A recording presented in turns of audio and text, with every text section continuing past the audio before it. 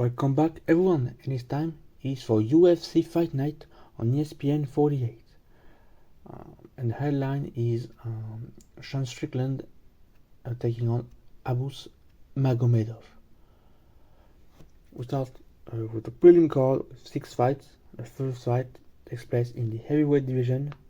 We've got 14th ranked Alexander Romanov taking on 15th ranked Blagoy Ivanov. Now I know a lot more about Romanov. I saw some of his fights, so straight up I'm gonna predict him to get the win. I reminded that they are heavyweights, so they have vicious knockout power. Well, maybe not vicious, but at least massive knockout power. And a TKO win can be really happening earlier than we thought. So Alexander Romanov, a TKO win, maybe in the second round, maybe in the first round. We'll have to see. Next, we go to the women's flyweight division as Ivana Petrovic takes on Luana Carolina. Now Ivana Petrovic is undefeated, and I think she's making her debut. And on the other hand, we've got Luana Carolina. She fought before, and I think she won her last fight. So we've got up-and-comer in the UFC against, well, battle-tested. I think they're still pretty early in their career, respectively. 6-0, and Luana Carolina is 8-4. So I'm gonna predict a decision win for Luana Carolina. Maybe can go otherwise. Next, we now go to the lightweight division as Guram Kutateladze takes on Elvis Brenner. No brainer for me. Guram Kutateladze has this Georgian lineage, I would say, legacy to defend. You know, these Georgian fighters being absolute machines. So I'm gonna predict him to get the win. Maybe a submission win. We'll have to see. Next, we go to the women's featherweight division, and the problem starts right now. This is a women's featherweight division bout, while there's no women's featherweight division, ranking, and there's no women's featherweight champion, because Amanda Nunes retired about less than a month ago. So we've got 6th ranked Yana Santos taking on 9th ranked Carol Rosa. Now, I don't know about them at all, because they are like once every 2 months a women's featherweight division fight. So yeah, they are ranked. They're of course really good, otherwise they wouldn't be ranked. But the fact that there is no ranking and that they are ranked but there is no champion, and we don't know who is going to be the next challenger because there haven't been a title fight in the women's featherweight division for years, kind of make me think this is a fight that shouldn't happen, because maybe they start building something. But I don't know, 6 and 9 doesn't seem like one of the two are gonna be eligible for a title fight later on.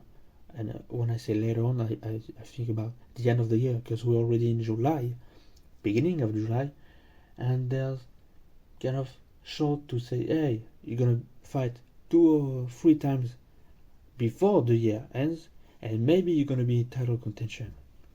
That seems weird, if you know what I mean, or if you understand.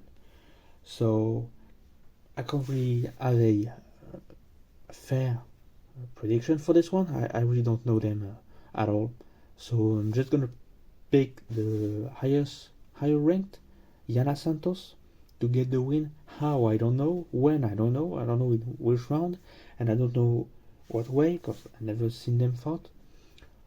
So Yana Santos, I don't know, split decision win, and we now move on. And we go back. We go to the men's featherweight division as Anderson Brito takes on Westin Wilson.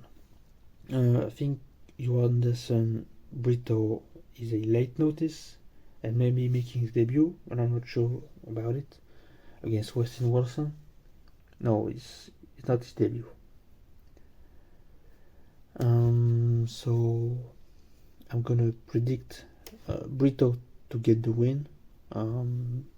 This is the kind of case where even if you're in late notice, well, your opponent is a late notice. He might not have time to prepare for you, but you don't have time to prepare for him. So it's 50-50. But in some cases, people coming to fight from late notice are really ready for anyone. So that advantages them. And in that case, I think Brito is advantaged by this late notice. So I'm going to predict him to get the win by submission. Next, we go to the welterweight division. We've got the return of Kevin Lee, and he's taking on Rinat Fakhretdinov, that I don't know about at all. But I know about Kevin Lee. Like I said, he's returning to the UFC because he left the company. I think he was released from his contract, or he just fought the number of fights that was in his contract. So he left. He went to Eagle FC. He had at least one fight there, and now he's back in the UFC. He's the underdog for this fight. I know that most of his career, well, at least in the UFC, was at lightweight. So I think it was like 12 ranked or 9th ranked at the time, where he faced top guys like Tony Ferguson. So I do not underestimate him. I'm gonna predict even that he's gonna get the win by TKO. He has some knockout power. He's knocked people out before, so yeah. Get back in the win column in the UFC, I guess. Next, we go to the main card, and the first fight of the main card takes place in the middleweight division. We've got Bruno Ferreira taking on Nursultan Ruzibov. Now, I don't know about them at all. Even about the name, I don't know. I've never seen them before. The name being brought up. I'm just gonna side with the betting odds, and this time it's Nursultan Ruzibov that is the favorite in betting odds. So he's gonna get the win by decision. I can be surprised.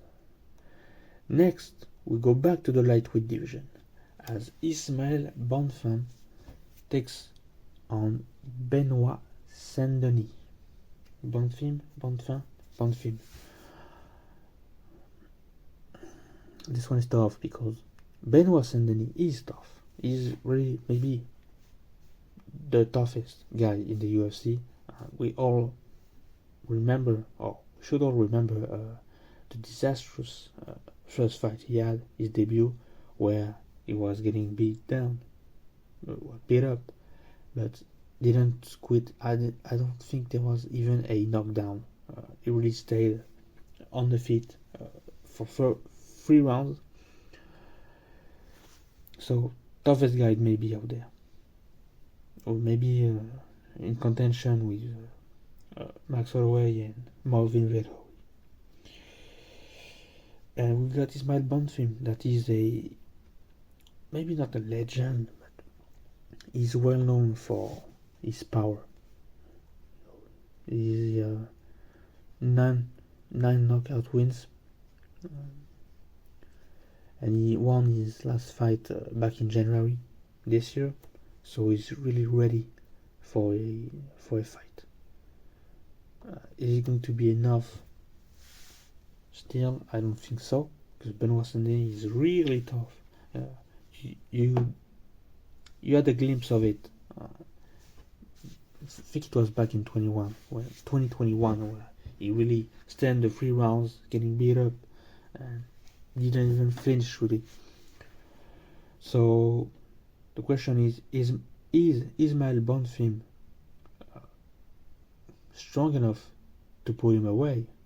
TKO win, or is Benoit Saint-Denis just gonna this time? I wouldn't say get confident, but do enough to get the win, maybe by TKO. We'll have to see. My pick is Benoit Saint-Denis getting the win by TKO. But it's only his 3rd fight, so we have to see. 3rd fight in the UFC. Next, we go back to the women's flyweight division. We've got Ariane Lipski taking on Melissa Gatto. From memory, I heard about both of them, sorry. Yet I don't see a winner when I see this matchup, so I'm gonna side once again with the betting odds. This time it favors Melissa Gatto, so I predict Melissa Gatto to pick up the win by submission. Next, we go to the welterweight division again. We've got Max Griffin taking on Michael Morales. Now Michael Morales is also undefeated, so I don't really know if he's going to how he's going to perform against a kind of veteran. Well, he has a record. Max Griffin has a good record, a good resume, and he's been there in the UFC for kind of a long time. It's not a couple of fights he had, but more than that in the UFC. Yet Michael Morales undefeated. I want to say that undefeated fighters are really not underrated, but and not even underestimated, but kind of overlooked. People are like, yeah, they're underrated, they're undefeated, but it's not gonna last. Well, sometimes it lasts, right? So I'm gonna pick him to get the win. How? Maybe in the 3rd round. I finish in the 3rd round, but I don't know otherwise. I think it's his 2nd fight in the UFC, so I really don't know him that much. Guess we'll have to see. Next, we go to the co-main event, and it takes place in the lightweight division, as we got 12th ranked Damir Ismagulov taking on 15th ranked Grant Dawson. I've heard about Damir Ismagulov. That is a prospect in the UFC and in the lightweight division. But Grant Dawson, I haven't heard about him that much. So I'm gonna side with Damir Ismagulov to get the win by decision. I remember he's a decision win. He has a lot of decision wins. I think this one is going to be hopefully it's going to be a unanimous decision win. I guess we'll have to see. Meaning we now move on to the main event, a 5-round fight taking place in the middleweight division, and it is 7th ranked Sean Strickland taking on Abus Magomedov. And yes, he is unranked, and this is why it's maybe a mismatch, but we'll have to see. They have both of them, pretty good records. Not a lot of defeats, a lot of victories. They are like, I think it's 24-2 for Sean Strickland, and 24-5 for Abus Magomedov, something like that, or maybe the other way around. But why it can be mismatched? Because Sean Strickland is battle tested in the UFC for the top guys. He's 7th ranked. It's for a reason. He faced how many former champions? I think he faced Whittaker also. So he faced Robert Whittaker, he faced Alex Pereira.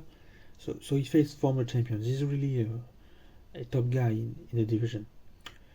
And Abus Magomedov, on the other hand, He's kind of up and comer, a newcomer. He had one fight, he won it by knockout, if I remember well. So he's not really put aside in betting gods and in the high of the American community, but this is going to be his test. If he wins, maybe he's going to get the rankings. Well, if he wins, he's going to get in the rankings, but if Sean Strickland wins, he's going to move up the rankings? I don't think so. And we don't see any more people moving down the rankings even if they win. So I don't know why Sean Strickland agreed to the fight. He clearly doesn't have something to win from it. Maybe just like to fight, and that's probably the case. And we can see that from the matchup, taking on someone unranked. Yeah, clearly that would be the reason why he agreed to this fight. He loves to fight, clearly.